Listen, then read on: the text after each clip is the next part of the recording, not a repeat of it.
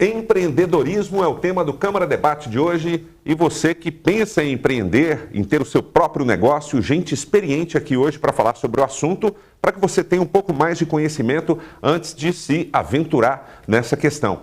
E eu agradeço muito a presença de todos aqui, principalmente você que nos acompanha pela TV Câmara Uberlândia, e eu queria muito agradecer aqui a presença do Cícero Heraldo Novaes, que é presidente da CDL, a Câmara de Dirigentes Lojistas de Uberlândia, também empresário, e se dispôs a vir aqui discutir esse assunto conosco. Eu queria muito agradecer a sua presença aqui, Cícero. Muito obrigado. Obrigado você, Fernando. Acho que é interessante a nossa vinda aqui, porque é um tema que eu acho que de interesse de todas as pessoas, e estarei sempre à disposição que você quiser me trazer aqui no programa para discutir esse tipo de assunto. Bom, a gente agradece aqui. O programa sempre tem a presença de um ou dois vereadores. Câmara Debate da TV Câmara, né? Sempre tem um ou dois parlamentares, e hoje a gente tem a presença aqui do Felipe Phelps, que também atua muito na Câmara nessa questão de empreendedorismo, enfim. E eu queria muito agradecer novamente a sua presença aqui. Não é a primeira e também não é a última, né, Phelps? Muito obrigado. Obrigado, Fernando. Eu que agradeço, né? A vocês, telespectadores que nos acompanham. É sempre um prazer estar aqui e poder trazer um pouco de informação, um pouco de conteúdo, principalmente daquilo que está acontecendo na Câmara e de como que a gente pode estar tentando ajudar aí a cidade de Uberlândia, né, principalmente nesse tema tão relevante que é essa questão do empreendedorismo. Bom, muito obrigado. E a gente agradece também aqui a presença do Paulo Holmes Junqueira, que é empresário e também vice-presidente da Associação Comercial e Industrial de Uberlândia, a CIUB, se dispôs a parar lá suas atividades e vir aqui falar sobre o assunto. Não é a primeira vez que participa conosco aqui, espero que não seja a última também. Paulo, muito obrigado pela sua presença aqui, tá? Perfeito. Nós aqui agradecemos o convite, estamos sempre à disposição. Bom, e a gente trouxe também o vereador Roger Dantas, que também defende muito essa classe empreendedora, geração de emprego e tudo, e inclusive ele sugeriu esse tema e a gente, não, Roger, vamos esquematizar um programa e trazer gente de peso para discutir esse assunto. E eu agradeço muito a sua presença aqui, além da sugestão do tema. Roger, muito obrigado, viu? Eu que agradeço o convite, agradeço as pessoas que estão aqui hoje, tanto o Cícero, o Felipe, um colega nosso, amigo, o Paulo Holmes, também um grande amigo. E a você, Fernando, por esse debate que nós vamos ter aqui, sem dúvida vai ser de grande relevância para quem está nos assistindo. E eu tenho defendido, sim, a geração de emprego e renda, a questão da desburocratização do poder público. E nós vamos estar falando um pouco sobre isso aqui nesse debate, que as pessoas vão saber também um pouco como empreender na cidade de Uberlândia. Bom, a gente vai começar pelos convidados aqui, né? Primeiramente, que tem toda essa experiência de empreendedorismo e tudo. É até bom para os jovens, né, para conhecer um pouco sobre esse processo com as pessoas mais experientes do setor. A gente ainda vai bolar um outro programa trazer aqui um pessoal mais jovem, de startups e tudo, para falar sobre o assunto.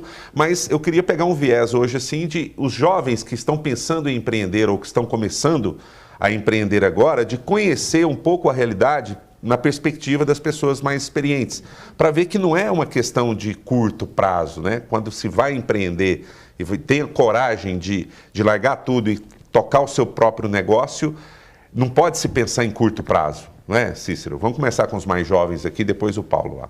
Tá certo. Bom, o Brasil, ele foi eleito, né, o segundo país mais empreendedor do mundo. Então, quando você escuta uma notícia dessa, em geral, todo mundo fica animado e diz que é um país que tem futuro por causa disso, etc. Então, eu acho o seguinte: quando você vai a fundo e levanta esses dados, você chega à seguinte conclusão: que a maior parte daqueles que se dizem que vão ser empreendedores, né, são pessoas que, por necessidade, adentraram esse mercado. Então, a pessoa está sem emprego ou então está no mercado informal e aí está se transformando num empreendedor para tentar o seu próprio negócio. Isso não significa que os brasileiros, em geral, não queiram ser empreendedores. Significa que essa classificação ela foi dada em função deste viés que eu acabei de citar. Por outro lado, para ser um bom empreendedor não significa só você abrir uma empresa e conseguir, digamos, em 1 ou 2 ou 3 dias que a empresa funcione e você fique já numa situação capaz de trilhar esse caminho. É muito mais fácil você esperar, às vezes, 1 semana ou 3 dias ou sei lá quanto para abrir a empresa, mas ter a oportunidade de ela aberta, né, você iniciar suas atividades sem que exista o quê? Os problemas inerentes ao Brasil com relação a esse caso. Para você ter uma ideia, você cita o seguinte, que no Brasil hoje você tem 8,7 milhões de empresas que são microempreendedores individuais. Aí, por um lado, as pessoas dizem o seguinte, olha que país que, vamos dizer, ajuda aqueles que querem empreender pelo volume de microempresas individuais. Só que a realidade, ela mostra uma outra coisa. Essas pessoas que adentraram a esse mercado, na maioria das vezes, são pessoas que estavam na informalidade ou estavam desempregadas. E aí eles resolveram se formalizar por este caminho. Só que quando se analisa um outro lado importantíssimo, que é o envolvimento bancário dessas empresas. Nós temos hoje alguma coisa em torno de 19,2% de todas essas empresas que não têm, só 19,2% tem conta bancária. E aproximadamente 8% desse total é que conseguiu algum tipo de relação de crédito envolvendo a atividade bancária. Então você vê que nós estamos anos-luz de um país que seja amigo do empreendedorismo. E aí é que nós vamos trabalhar e fazer com que o nosso país faça as mudanças cabíveis para que o empreendedorismo seja fácil e o Estado seja amigo das pessoas que queiram trilhar esse caminho. Certo. A necessidade, no caso, como você disse, pessoas que entram no negócio por falta de emprego e tudo, a necessidade faz a oportunidade, né? Muitas das vezes. Não tem dúvida alguma. A grande maioria vai por esse caminho. Lógico que existe no Brasil uma classe que ela tem, digamos, um apoio um pouco mais diferenciado, que é justamente na área de tecnologia. Aí está enquadrado todas essas startups. As grandes empresas, inclusive, estão hoje com um processo aí de coworking, né? Onde o desenvolvimento dessas startups, dependendo da atuação dessa empresa, ela já faz essa parceria porque ela sabe que o futuro do empreendedorismo passa pela área de tecnologia. E à medida em que ela consegue montar esse esquema com um valor muito significativo, ou seja, muito baixo, né, para aqueles que querem empreender, e se torna sócia daqueles produtos que são criados, que ela, em primeiro lugar, tenta mostrar que existe uma demanda. À medida que esse caminho vai sendo trilhado, aí é possível que as coisas aconteçam com mais facilidade aqui no nosso país, e é nessa área que as pessoas estão se dando melhor. Um exemplo disso seria o seguinte, os grandes bancos hoje, que praticamente têm um mercado tranquilo, né, e uma situação diferenciada de todos os outros empreendedores do Brasil, eles chegaram à conclusão que as fintechs, né, que são empresas também que começaram através de incubadoras e de startups, né, no caminho natural, são realmente o futuro. E que se eles não comprassem algumas ou não criassem uma simbiose com essas empresas, eles poderiam ter grandes problemas no futuro. Então esse é um exemplo para mostrar que caminho existe muita coisa que precisa ser feita, mas que o brasileiro realmente tem vontade de ser empreendedor, isso aí é uma coisa bastante certa. Uhum.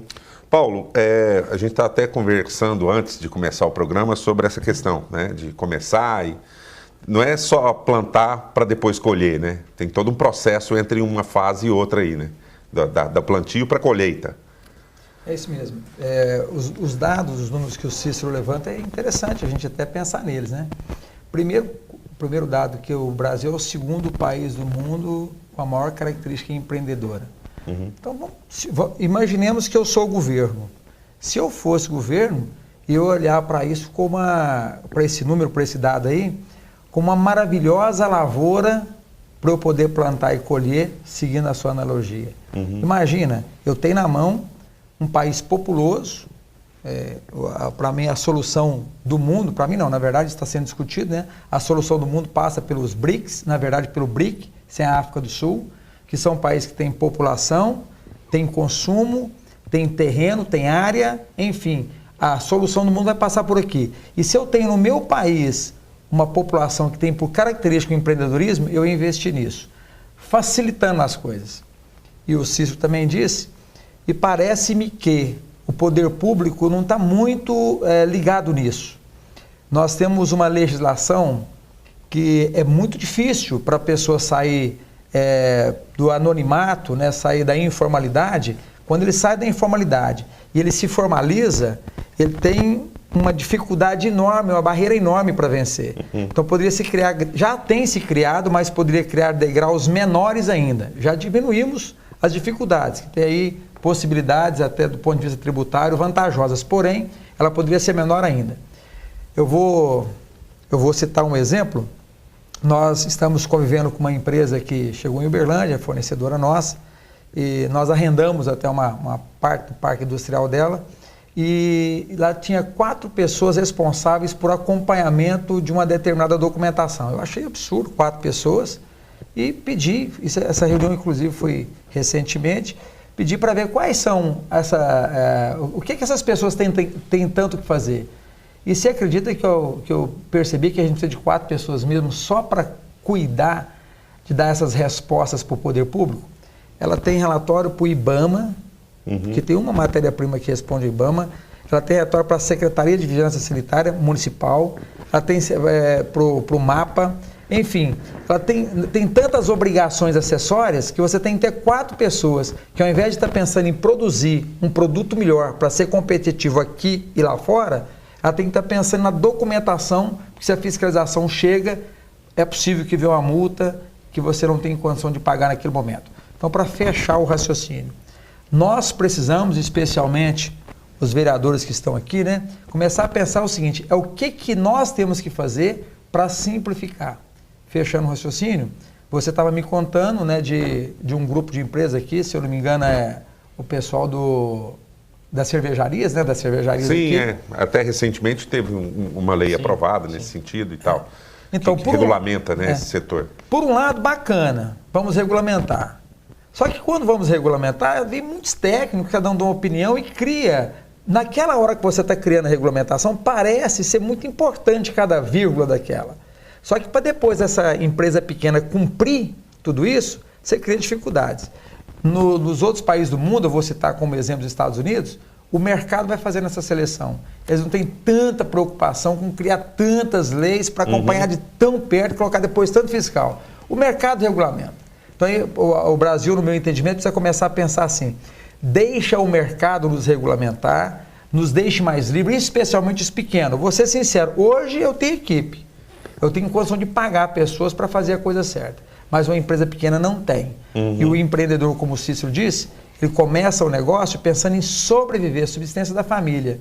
A hora que aparece aquele tanto de coisas acessórias que ele tem que fazer, é possível que muitas vezes ele derrapa na curva. E talvez até na primeira curva. Desanima, Bom, já que a gente tocou nessa questão cervejeira, né? O Uberlândia tem várias empresas hoje que fabricam a cerveja artesanal. 2 são, vamos dizer, regulamentadas, né? E oficializadas, e uma grande maioria ainda não. E o pessoal viu com bons olhos essa questão, assim, os próprios empreendedores do setor? Sim, atualmente... Fala da lei primeiro, né? Tem sua expectativa aí de Uberlândia, aproximadamente, na informalidade, tem uns 100 produtores cervejeiros. Isso eu estou falando até daquele cara que no quintalzinho da casa dele, na cozinha dele, está produzindo a cerveja para consumo próprio, até aqueles que estão querendo se profissionalizar e abrir novos negócios, né? Então, dentro dessa ótica, foi discutido dentro da cidade de Uberlândia, né? Nós discutimos isso dentro do gabinete, lá na Câmara, foi discutido na Prefeitura, né, da Secretaria de Desenvolvimento Econômico, a estruturação de um projeto, né? Então foi feita uma construção, apareceu uma minuta minha, uma minuta do Executivo, e nós fizemos um compilado disso tudo, né, através da redação originária do Poder Executivo, pela questão de competência, com algumas sugestões que foram colocadas pelos cervejeiros, justamente por esse ponto que você colocou, Paulo, que muitas vezes o engessamento, criando vírgulas e vírgulas e vírgulas, você inviabiliza aquele cara que quer ficar pequeno, que quer só criar a regulamentação para que ele possa produzir, mas às vezes ele não está com essa intenção de se tornar uma grande empresa cervejeira, né? Então, dentro dessa ótica, teve algumas divergências dentro da construção, mas no final da conta criou-se uma legislação municipal, né, que abriu um pouco o leque com relação ao zoneamento, que era o ponto mais difícil que tinha, porque como é uma indústria, né, é considerada uma indústria de médio, grande porte, quando se fala de cerveja, para ter uma legislação, então eles teriam que estar lá no polo industrial, então seria lá no distrito industrial ou nas periferias, então dificultaria esse produtor caseiro, informal. Vai ter Então que montar houve uma estrutura toda. Então e tudo. houve uma quebra dessa questão do zoneamento. Então hoje algumas áreas residenciais está permitido também essa produção de cerveja, porque não é uma produção que tem dejetos, não tem muito barulho, não tem tanta situação que incomode a questão habitacional, né? Agora, onde vai esbarrar? É uma coisa também que o Paulo bem colocou, né? O Brasil é o único país onde a gente tem uma gama gigantesca de leis que você precisa criar lei para regulamentar a lei que estabelece alguma coisa. Uhum. Então a gente vai criando leis subsidiárias para regulamentar alguma coisa que já está lá estabelecido, né? Então hoje o MAPA, que é o Ministério da Agricultura, né? Ele estabelece alguns critérios específicos para a produção de cerveja, por ser um gênero altamente passível de ser contaminado, né? Porque você manipula ali a produção, bactérias, a fermentação, bactérias. Então, é um gênero alimentício que precisa ter uma atenção. Então, hoje está se discutindo uma flexibilização nesse processo.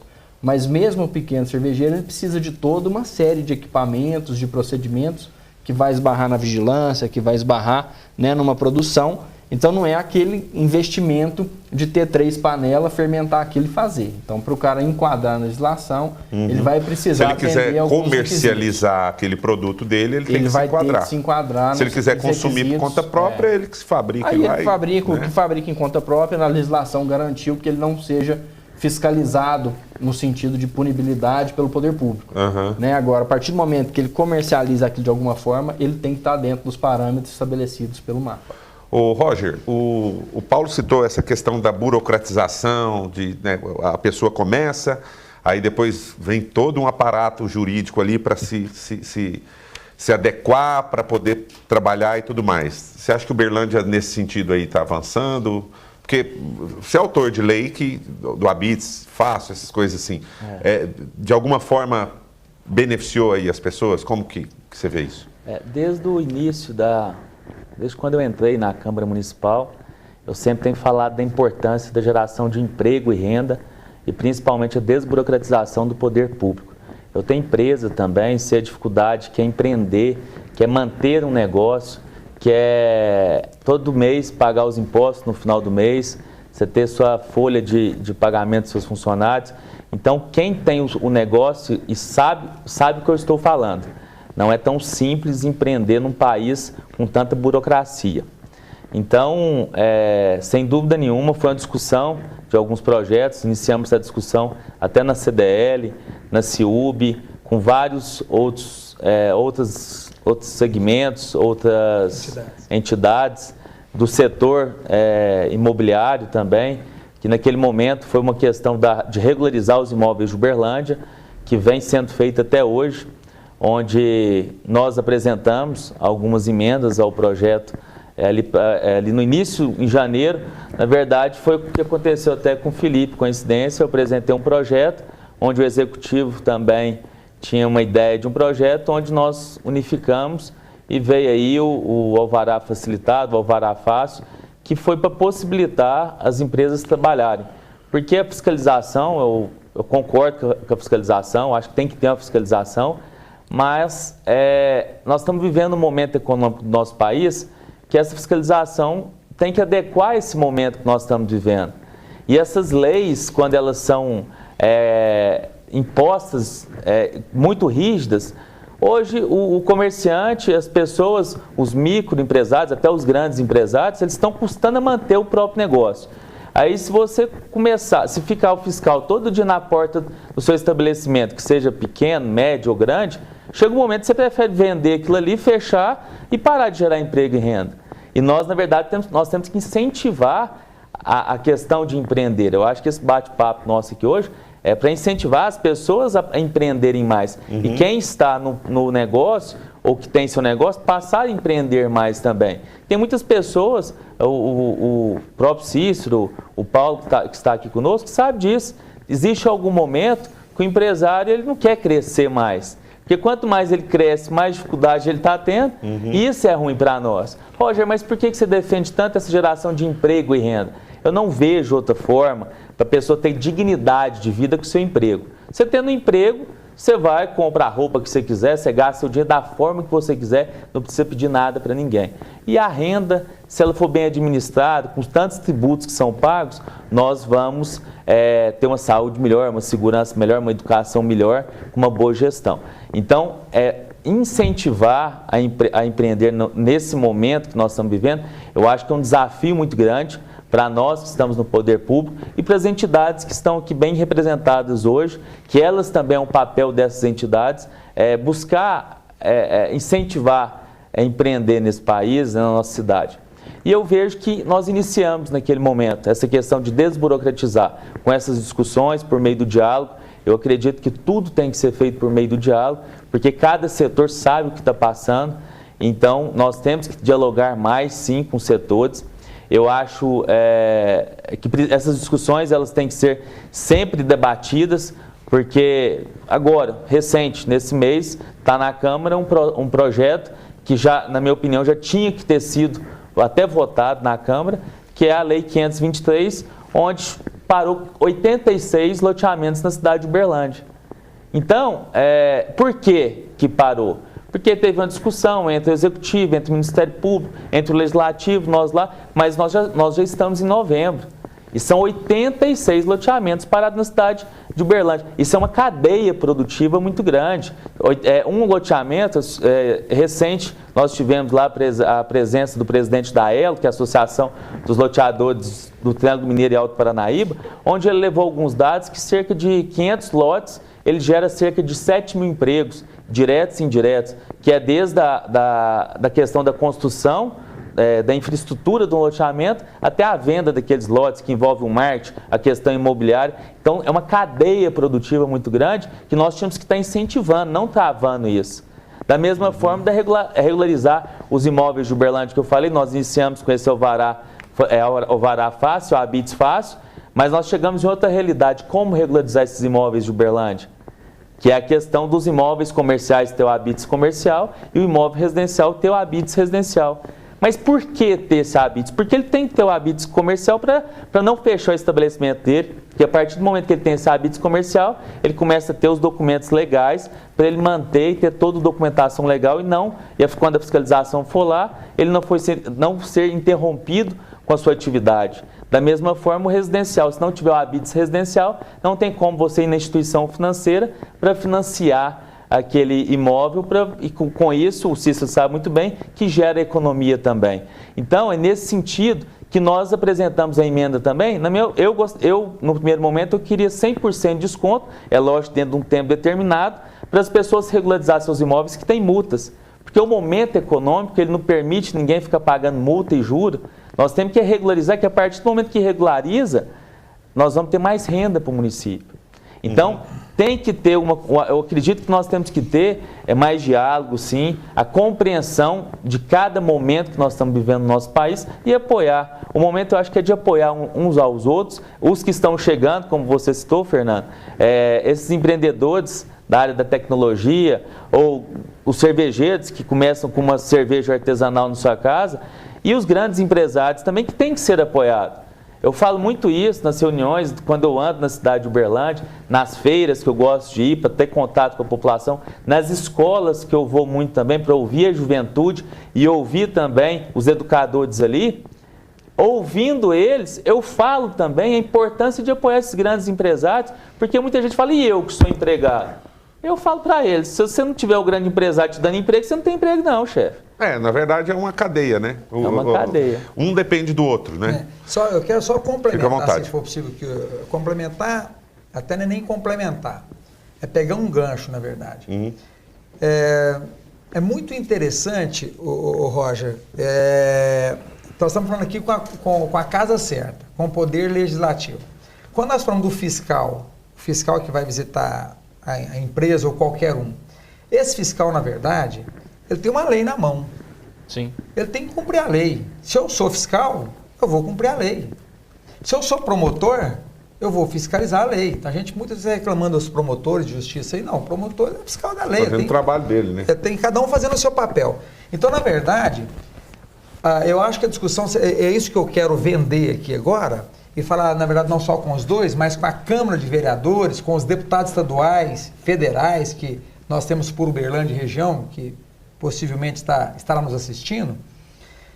Nós precisamos fazer com que esse pessoal entenda que precisa desburocratizar. Todas as vezes que vier essa palavra regulamentar, cuidado com ela. Isso é uma armadilha. Quando a gente entra para regulamentar, a gente começa a achar pelo em ovo. Mas e se acontecer isso? Ah, então vamos fazer isso. E se acontecer mais aquilo? Nós vamos engessando. Complicando, né? Naquela hora parece ter sentido, mas depois complica. Você tem um reflexo. Reflexo disso, para depois você cumprir. Então, o que eu queria dizer? Recentemente, acho que até participando de um programa como esse aqui, me perguntaram se a nossa carga tributária era alta. Eu falei, nossa carga tributária é muito alta. Ponto. Mas se eu tiver de escolher, nesse momento, entre diminuir a carga tributária e diminuir a burocracia do tributo, eu prefiro, nesse momento, diminuir a burocracia do tributo. Eu gostaria de receber um fiscal na minha empresa, eu que pago imposto e quero pagar tudo em dia, diminuir a burocracia para que eu tivesse recibo do que eu estou pagando. A conta fosse fácil de fazer, seria fácil ser fiscalizado e eu pagando de boa fé eu teria recibo. Hoje, quem de nós nas nossas empresas, Roger, Phelps, quem de nós que recebe um fiscal com tranquilidade? Não é porque eu estou sonegando, é porque tem tantas obrigações acessórias, tanto tributo e tanta obrigação acessória, que é muito possível que eu não vou estar cumprindo todas elas, por mais boa vontade que eu tiver. Eu tenho um exército para fazer Mesmo isso. sem saber, talvez você não esteja cumprindo. Não, eu diria quase que é impossível. E além de tudo, aí sim, o fiscal, no meu entendimento, poderia ter bom senso, o seguinte aspecto. Eu já fui multado da seguinte forma: o tributo está pago, não da forma que ele entendia que tinha que ser. Eu falava, mas está pago, mostrava a lei, eu lia, segundo o que eu estava entendendo que era a lei, com o contador. Eu falei, não, mas para mim não está dizendo isso aqui não. Então eu multo e você recorre. Vou fazer meu papel, eu não compreendo que é assim, eu vou multar. Mas você pode recorrer. Então, isso sim é um absurdo. Então, nós precisamos acabar com esse manicômio tributário, como o Luiz Massaro gosta de dizer, esse manicômio tributário que é o Brasil, simplificar as leis. Então, é desregulamentar e não regulamentar. É fazer a regulamentação mais simples possível. E um grande cenário, o Paulo, se você me permite, é porque assim, a gente tinha... Há muito já existiam essas regulamentações e às vezes esse sentimento, né, que a gente vem vivendo de moralidade, de cobrar tudo certo, tudo redondo, fez com que alguns agentes, né, seja o Ministério Público, o próprio fiscais, ou o próprio Executivo, começassem a empreender um sentimento de ser mais rigoroso nessa fiscalização e desencadeou tudo isso. Né? Então, situações que antes eram mais flexíveis ou eram mais fáceis de ser administradas, vamos dizer assim, como exemplo, sei lá, vamos pegar aqui a acessibilidade, que é sempre uma dificuldade. Existe uma norma federal e o município não tem autonomia. O fiscal chega lá, ele entende que ali não tem uma questão de acessibilidade plena. Ele vai autuar, vai fechar, é onde o Roger falou, ele não tem a liberação do habitat, não tem... E é uma cadeia que você vai travando, você inviabiliza todo mundo de querer motivar. Então, dentro da ótica que você colocou, né, o que a gente percebe muito é isso. Hoje, os fiscais, o Ministério Público, eles têm na cabeça justamente essa coisa. Falam, existe uma lei e eu preciso cobrar ela. Então, como reverter esse processo? Não vamos abrir, né, os cofres e deixar tudo de qualquer jeito? Não, mas nós precisamos entender, precisamos discutir uma forma de avançar esse processo para simplificar para o empresário, para motivar novamente o empresário a buscar esse crescimento. Né? Esses dias teve uma situação de um empresário que trabalha com açougue, tem uma câmara frigorífica e tudo mais, e ele recebeu na mesma semana 2 fiscais com entendimentos diferentes. Ele recebeu a autuação dos 2. Né? E eu tive que ir lá conversar na secretaria para ver como é que nós vamos fazer isso aqui. Então, um queria a porta de um jeito, o outro queria a porta do outro, numa mesma legislação. Né? Então, tudo isso é o que inviabiliza, isso desanima mesmo de empreender. Né? Agora, tá até tramitando na casa, né, o Roger sabe bem disso, um projeto que está tentando rever algumas questões dessa postura de autuação dos fiscais em relação à legislação, justamente para dar um fôlego para o empresário e falar assim, não, eu vou ter uma tranquilidade de poder trabalhar, porque se eu não estiver faltando um documento meu naquele dia, eu vou conseguir comprovar que eu estou certo, eu não estava ali na hora, ou estava correndo atrás, ou estou terminando de regulamentar alguma coisa, mas tem um prazo para tirar essa coisa de imediatismo, de punibilidade, que hoje o poder público impõe sobre o empresário. E o Cícero aí à frente da CDL, esse ano fazendo 40 anos, inclusive, né? Em 2017. Sim. Nossa, 40 anos da CDL. Vê muito de perto, vocês ali na diretoria da CDL, os problemas que os empresários estão passando em relação a isso, né? Essa burocratização toda, essa regulamentação toda. Isso aí gera um certo estresse, né, na turma. Não deixa de ser isso. Eu até digo sempre o seguinte, todas as nossas empresas têm que preocupar com custo. Porque ao final, se for prestador de serviço ou se for um comerciante, né, esses custos vão refletir sobre tudo aquilo que eles fazem, sobre os produtos que eles revendem, né? E qual é a maior preocupação nossa? É que esses custos sejam os mais enxutos possíveis, para que haja competitividade. E o que ocorre hoje, em função de tudo que eles disseram sobre as leis, né, é que esse excesso de leis, e essas leis que normalmente são feitas no Brasil por pessoas que não deveriam fazê-las, porque é aquela velha história, você tem bons e tem maus congressistas, né? Então, se a pessoa lá no Congresso Nacional não entende da área e monta uma lei para dizer que ele fez alguma coisa, e essa lei, ela é uma lei superior em termos de exigência até do país de primeiro mundo, que é o caso nosso, né? E é o caso da lei de acessibilidade, porque eu não sou contra a lei de acessibilidade. Eu sou contra o que fizeram com os imóveis que estavam anteriores ao ano 2000, quando ela foi promulgada. Que aí é o seguinte, o imóvel foi aprovado, o direito adquirido, em todas as exigências, e que agora a pessoa é obrigada a gastar uma enormidade no imóvel para adaptá-lo à acessibilidade. Esse é o ponto. Então, por mais que os vereadores locais estejam fazendo um bom trabalho ao fazer uma diminuição das multas, dar mais prazo, melhorar essa relação que evidentemente a pessoa vai ter com os fiscais, nós vamos esbarrar sempre no seguinte, a lei federal é soberana. E a lei federal está errada na sua essência no que diz respeito aos imóveis que foram feitos anteriores ao ano 2000. Porque aí deixa tudo de uma forma tão difícil de ser negociada, porque as pessoas são assim, eu tenho um imóvel de 50 anos, eu coloquei o imóvel na divisa, porque na época passava na divisa, hoje ele tem recuo. E ali o cara exige um elevador, o elevador não cabe, o que eu vou fazer com o imóvel? Então não vou fazer. Ou então o cara está num bairro que sofreu uma degradação muito grande, o imóvel é antigo, aí tem que se mexer no imóvel. O incorporador, ou que seja, o investidor, né, mais certo, ele vai fazer a conta e dizer, não compensa, porque o que eu for gastar aqui eu não vou nunca conseguir de retorno, nem para venda, nem para aluguel. Então, afinal, ele larga o imóvel. Largando o imóvel, a cidade vai fazer o quê? Vai sofrer uma degradação, você vai ter ali uma invasão de pessoas sem teto, você vai ter ali um pessoal que mexe com droga ficando em volta de uma criminalidade, um aumento, enfim. Tudo isso não foi visto. Então, se faz muita coisa sem preocupar com as consequências. E o Brasil está cheio disso. Agora, o que isso gera? Isso gera um mercado paralelo de custos que eu chamo de custos adicionais desnecessários, ou talvez até um custo canibal, que seria o seguinte, às vezes você não precisa nunca de ter um advogado pendurado em você que custa muito caro para cumprir tudo isso. Então você devia fazer o seguinte, vamos preocupar com aquilo que a gente faz, né? E não com esses custos adicionais para cumprir tudo o que não deveria ser cumprido. Além disso, você tem que ter sempre um contador, um advogado, alguma coisa, isso aí pesa e as empresas estão sofrendo muito com esse tipo de coisa. Outra coisa, você pega um país, por exemplo, igual a China, né? Que a China é um país que aprendeu. Era um país comunista, fechado, cheio de problemas, etc. Tal, até um tempo atrás. O que ele fez? Primeira coisa, eu vou enxergar uma forma de fazer com que o Estado seja amigo da iniciativa privada. Então ele aprendeu, sabe aonde? Lá em Singapura. O chinês foi lá e viu o que fizeram em Singapura e falou, nossa, vou mandar minha turma que mexe com a área do Estado, quer dizer, a turma que são funcionários públicos, né, em geral, e que cuidam da gestão, eu vou mandar lá para Singapura aprender. E mandou, ficou vários anos em Singapura, equipes chinesas estudando como que aquilo funcionou, de que forma aquilo virou uma gestão competente, levou aquilo para a China. Então esse já foi um primeiro passo, quer dizer, enxugar o Estado e fazer com que aquilo não pese através dos impostos, taxas que recaem sobre nós. Segundo ponto, criou-se uma outra coisa importantíssima. Lá na China não se tem um imposto da forma como o Brasil, que é em cima das empresas e onerando tudo. Lá é o seguinte, se você tem uma empresa pequena, média ou grande, você paga uma taxa anual que é igual para todo mundo.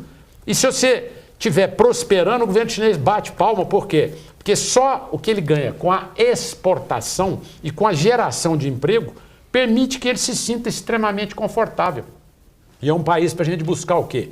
O lado bom, né, que é esse lado do empreendedorismo na China, para que a gente replique aqui no Brasil. Porque a gente aqui sobe, vamos dizer assim, ladeira todo dia nessa área. É uma dificuldade sobreviver nesse nosso país. Em Cícero, e aí, me permitindo, Fernando? Claro, fica à vontade. Olha que coisa interessante. E aí o meu produto, Pois não? hoje o meu produto, está na gôndola do supermercado, no Brasil inteiro, do lado de um produto chinês. Então, olha que coisa interessante. Antigamente eu concorria com o supermercado em frente, se eu tinha uma loja lá da loja em frente, a gente ficava lá verificando isso. Meu concorrente era aqui, eu conhecia ele, sabia onde ele estava instalado. Hoje o nosso concorrente, estou falando de quem mexe com a indústria, que é o industrial, que é o meu caso, ou com o comércio, nós estamos competindo com o mundo inteiro. Então não basta, o Brasil tem que pensar nisso. De que forma que o mundo está fazendo? O mundo está facilitando as coisas e nós continuamos aqui olhando para o nosso umbigo e falando assim, eu tenho que complicar mais aqui, eu tenho que criar uma lei mais não sei o quê, eu tenho que cuidar. Nós estamos imaginando que nós estamos conseguindo cuidar do nosso terreirinho aqui de tal forma, esquecendo que nós estamos competindo com o mundo. Então, meu produto está exposto na gôndola do supermercado, num preço muito maior, do lado de um chinês, não é só chinês não, viu? Hoje nós temos o Vietnã. O Vietnã é a China da China. Está saindo empresa da China e para o Vietnã. Está facilitando mais ainda. Então, enquanto o mundo está pensando assim, nós estamos aqui pensando em estatizar. Eu quero só fazer um adendozinho aqui. Reforma trabalhista. Nós pedimos para todos os deputados que passavam em todos os lugares, nós precisamos de aprovar as reformas. As reformas vieram.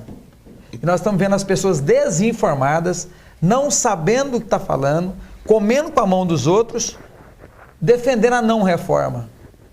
Porque nós brasileiros fomos aculturados, nos ensinaram que nós vamos ter direitos. Que direito é esse?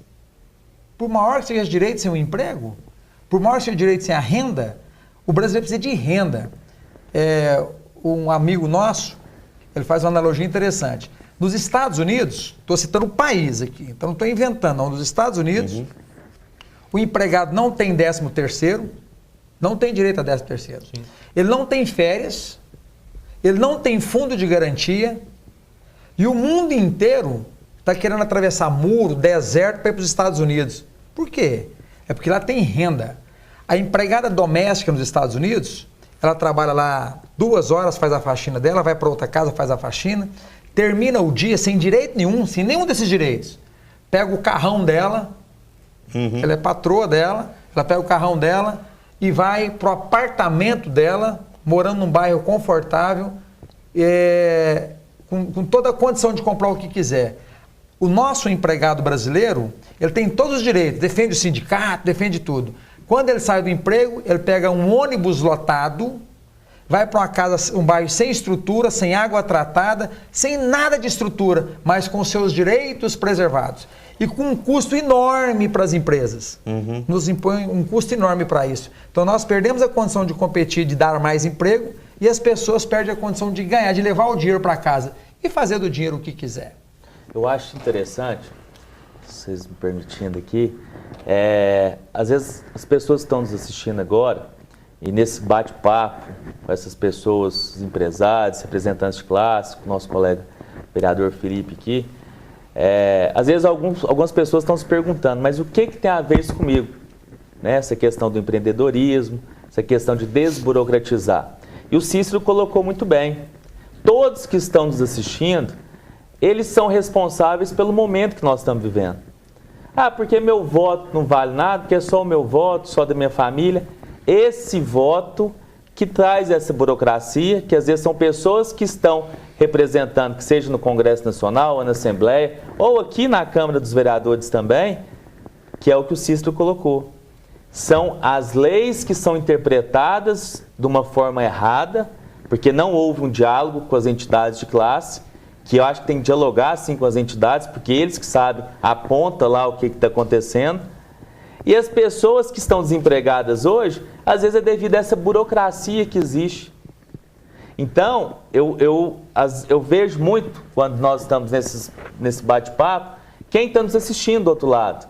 A importância que tem aquele cidadão ou aquele comerciante, ou aquele grande empresário que está nos assistindo agora, de valorizar quem está investindo na cidade, dessas entidades que representam de fato essa discussão, e nós temos que melhorar essa discussão. Quando você fala de burocracia, é quando eu vou na prefeitura e vejo aquelas filas ali na prefeitura. Nós, vereadores, nós temos que lutar contra essa burocracia, é desburocratizar para que não tenha aquele tanto de fila, é desburocratizar para que haja mais investimento na cidade de Uberlândia, no nosso estado, no nosso país. E é um papel nosso, Felipe, de trabalhar mais isso. Começamos com um diálogo com o Cícero, na CIUP, como eu falei aqui, no início do ano, e vamos continuar com esse diálogo, com esse debate, e junto com a população também. Porque não adianta ficar cobrando, é um transporte de qualidade, uma segurança de qualidade, uma saúde de qualidade, se não tiver o emprego, não gerar economia, não gerar renda para o município, nós não temos nada disso. É o que eu enxergo como vereador, como cidadão, como empresário, a importância do cidadão em votar, em participar da vida pública das pessoas que eles votaram e de quem não votou, que nós somos representantes de vocês. Eu vejo muito isso nesse sentido. Pode falar, Cícero, fica à vontade. Eu até gostaria de pegar um gancho aí naquilo que você acabou de dizer agora, no que diz respeito ao seguinte. Sempre a discussão é o seguinte: existe uma lei federal e aí as pessoas são obrigadas a cumprir, e óbvio que o Ministério Público vai cobrar a lei, porque esse é o papel deles, e vamos por aí nesse caminho. Muito bem. Só que tem coisas que a população tem que parar, analisar e dizer o seguinte: está na hora da gente mexer na lei. Então, digamos, o que a lei federal fala? Vou te dar um exemplo que eu vi no jornal ontem, né? Estava dizendo o seguinte, que nessa reforma que o governo está tentando fazer, que é a reforma previdenciária, e que, no meu modo de entender, está sendo levada para uma discussão desnecessária. Porque é muito simples. Quando você analisa os números e analisa quem ganha o quê, você chega à seguinte conclusão: que todo o aparato estatal, principalmente desse funcionalismo federal e funcionalismo do judiciário em geral, né, tem uma desproporção muito grande em relação a nós que somos da iniciativa privada e que bancamos tudo isso, porque afinal de contas quem produz e paga impostos somos nós. Essa turma presta serviço para nós. E ao final de contas você se aposenta hoje no teto máximo aí de 6 mil e poucos reais. Todos eles, ou seja, uma grande maioria, beira os 32 mil, 33 mil, que é o que a Constituição diz com relação ao salário máximo a ser pago por eles. E todos eles têm a vantagem de poder aposentar neste nível salarial. Então, quer dizer, essa massa ganha um volume tão grande de aposentadoria, que não, ao nosso ver não é justo, né, que faz com que a reforma tributária tenha que focar nisso e não no que estão querendo fazer, né? Cercear o direito da pessoa aposentar um pouco mais cedo e afeta, digamos, a população de baixa renda que trabalha. Quer dizer, foca diferente. Foca nos empregos públicos em geral e enxuga. E aí, quando agora saiu uma medida provisória, que ela não resolve, mas ela ajuda, dizendo o seguinte: já que está muito difícil aprovar a reforma tributária, então nós vamos fazer o seguinte: nós vamos aumentar a alíquota para 14% sobre todo o funcionalismo público, que isso aí não seria um ônus tão grande para quem ganha tanto, considerando que nós é que estamos do lado de cá. Muito bem. Aí agora já tem um argumento aí rodando que isso é inconstitucional, que não pode haver uma alíquota que seja progressiva, né? E que no caso não é, só mudou de uma para outra. Agora eu pergunto, se isso é tão sério, ok, então para e faz uma PEC, né? Que nada mais é do que uma modificação na Constituição, adaptando a uma necessidade imediata.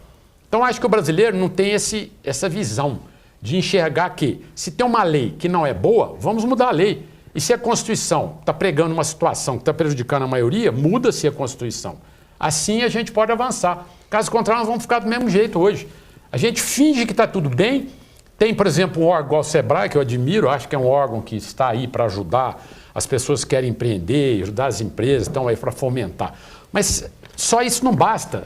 Ele está ajudando alguma coisa que está errada. Nós precisamos mexer na essência. Essa área trabalhista é seríssima. Por quê? Já foi feita uma reforma. Ela é aquém do que deveria, lógico que é. Não mexeu em direitos nenhum de ninguém. Mas diminui um pouco essa indústria, né, do processo trabalhista. E agora eu pergunto, os próprios juízes e a própria ANAMATRA, que é a associação desses juízes trabalhistas, ela está contra a reforma trabalhista, dizendo que tem muita coisa inconstitucional e que os juízes não vão deixar de julgar como eles acham que deve ser. Aí eu pergunto, o que é isso aí? Isso é um absurdo total, nós todos aqui lutando para que tudo flua e facilite a vida de quem trabalha, e eles andando ao contrário. E outra coisa, o juiz, para mim, tem que ficar neutro. Ele não pode dar palpite numa coisa que é feita pelo Congresso. Lei é feita pelo Congresso. A lei foi feita, o juiz cumpre a lei. Se a lei for modificada, ele aprende a nova lei e cumpre. Ele não tem que dar palpite. E, no entanto, é isso que está acontecendo no Brasil e todo mundo parado olhando. Está na hora de falar, chega dessa situação, vamos mexer onde deve e doa quem doer. Entendeu? Porque senão nós estamos fazendo um teatro que não vamos levar a lugar nenhum. Até, inclusive, esse tema dá até um outro programa para falar só sobre isso, né? Claro. Mais uma hora para esse tema. Não tem dúvida. Bom, infelizmente o nosso tempo encerrou. Aqui no começo a gente estava até meio em off aqui, mas uma hora é muito para a gente discutir e acaba sendo pouco, né? A gente, Realmente. isso ainda mais com um assunto como esse, que é empreendedorismo, e são várias vertentes do mesmo assunto que daria para fazer 10 programas aqui, se brincar. Claro. Mas isso aí não impede que numa outra oportunidade a gente se reúna aqui novamente para dar continuidade nesse assunto. E eu queria agradecer muito a presença de vocês aqui e pedir uma consideração final, né? Que seja um apelo, que seja uma orientação, que seja um conselho para quem está começando a empreender agora, que está pensando em empreender. A gente começa aqui pelo Cícero, termina lá com o Roger. Fiquem à vontade, um tempo aí, não tem um tempo determinado, mas acredito que um minuto e pouco aí para cada um fazer uma consideração final. Desde já agradecendo muito a presença de vocês aqui. Cícero Novaes, presidente da CDL de Uberlândia, empresário. Muito obrigado, parabéns aí pelos 40 anos da CDL em 2017. E queria muito agradecer a sua presença aqui, Cícero. Valeu demais, muito obrigado. Obrigado a você, Fernando. E como consideração final, eu queria deixar a seguinte mensagem. Que se a pessoa quer empreender, eu acho que independente se o ambiente é adequado ou não para o empreendedorismo, ela deve entrar, ela deve tentar, ela deve correr atrás, deve procurar as entidades para que se oriente, órgãos como o Sebrae, que está aí disponível para isso também. Eu acho o seguinte, tem espaço para todo mundo. Mesmo com todas essas dificuldades que nós já citamos e outras mais que a gente poderia citar, e o programa, como você mesmo disse, né, essa uma hora até foi pouco para tudo que a gente quisesse colocar, mas eu acho que a pessoa não pode perder esse sonho. O brasileiro tem que realmente se transformar numa pessoa que tem o seu próprio negócio, que ele tenha sonhos a serem cumpridos, que ele tenha o poder, né, de levar a sua vida para um outro patamar. É isso que eu quero deixar. Muito obrigado, Cícero. Vereador Felipe Phelps, mais uma vez conosco aqui, muito obrigado pela sua participação aqui e em breve aí discutiremos outros assuntos aí. Muito obrigado, viu? Eu que agradeço, obrigado novamente, Fernando. Estar aqui, né, e falar com a população é sempre muito importante. E falar, né, sobre essa questão tecnológica, a gente não perder esse foco, né, da cidade de Uberlândia. Uberlândia é uma cidade que se desenvolve cada vez mais, né, esse empreendedorismo que há aqui hoje são inúmeras empresas que hoje trabalham com as startups, que estão fazendo as incubadoras, então achando mecanismos para que esses novos empreendedores possam buscar alternativas, né? A gente teve aqui recentemente um grande evento que foi o CIRES, que trouxe aí grandes oportunidades, né, para esses empreendedores. E a gente sabe que Uberlândia hoje foi considerada aí recentemente a 17ª melhor cidade para se empreender.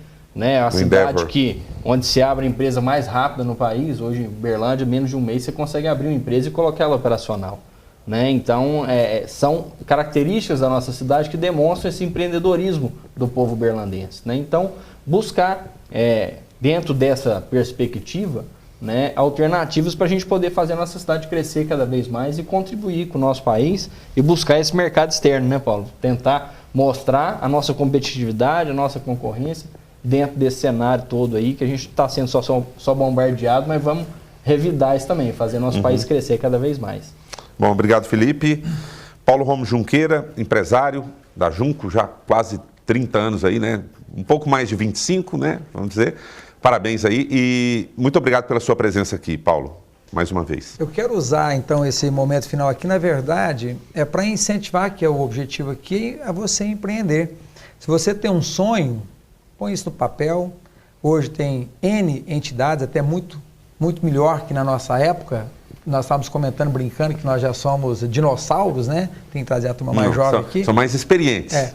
Mas eu aceito bem esse título para dizer o seguinte, na nossa época, então, falando assim, nós tínhamos até mais dificuldade. Você tem Sebrae, tem Associação Comercial, tem CDL, enfim, tem os próprios legisladores aqui, muita gente que pode te ajudar. Põe o seu sonho no papel e corra atrás dele, porque nós precisamos de gente com coragem de empreender, mesmo diante de tantas dificuldades. Obrigado, Paulo. Vereador Roger Dantas, primeiro mandato, segunda vez aqui no programa, não é a última, a gente ainda vai discutir muita coisa aqui. Queria muito agradecer a sua presença mais uma vez aqui conosco. Obrigado. Eu que agradeço a você, Fernando. Eu vejo esse debate muito produtivo. Os nossos representantes de entidade de classe, o Cícero, o Paulo representando a CIUB aqui também, nosso colega e amigo Felipe Phelps, nós está também na primeira legislatura. Eu vejo que não só o Roger, como todos os vereadores da casa, nós queremos sim desburocratizar o poder público. Eu sou um defensor da geração de emprego e renda, acredito que falo quase todas as vezes que eu ocupo a tribuna, eu falo da importância de gerar emprego e renda na cidade de Uberlândia, na nossa cidade, no nosso estado, no nosso país. E desburocratizar, sim, o poder público. E as pessoas que estão começando com o seu negócio, ou já estão no seu negócio, eu acredito que as pessoas elas precisam sempre buscar capacitar e qualificar para que elas consigam empreender cada vez mais. Eu falo isso porque hoje nós temos as entidades, tanto a CDL, tem o Sebrae, que eu estive também reunido com o pessoal há pouco tempo, a CIUB também. Enfim, nós temos várias entidades que apoiam essa qualificação profissional, apoiam o empreendedorismo. Eu vejo Uberlândia, na cidade que eu nasci, que eu cresci, se Deus quiser, vamos fazer muito por essa cidade. É uma cidade acolhedora, que nós temos aqui pessoas de fora, as pessoas que são daqui, e exemplos de empreendedores aqui. Empresas que começaram pequena e hoje são grandes empresas a nível nacional e até internacional. E é nesse sentido, espelhando nessas pessoas que já estão aí há muitos anos, como Paulo, Cícero e outros grandes empresários que nós temos aqui, que nós temos que acreditar que em momentos como fala que nós estamos vivendo uma crise econômica, crise política, nós temos que nos dar as mãos e empreender sim, empreender para que nós possamos continuar gerando emprego e renda para o nosso povo e buscando o progresso da nossa cidade. Bom, então muito obrigado a vocês e obrigado você também em casa que nos acompanhou, chegou agora, né? Agora rapidinho aí, perdeu todo o programa. Basta ir no canal da Câmara, lá no nosso site www.câmarauberlandia.mg.gov.br, tem um link da TV Câmara, o link do Câmara Debate, aí você vai encontrar esse programa lá para assistir ele todinho. E ele também, logicamente, tem os horários de reprise aqui pela TV Câmara no canal 45.3. Então, para você em casa, muito obrigado pela sua audiência e a gente volta com o próximo Câmara Debate, num próximo tema, outro programa. Até lá.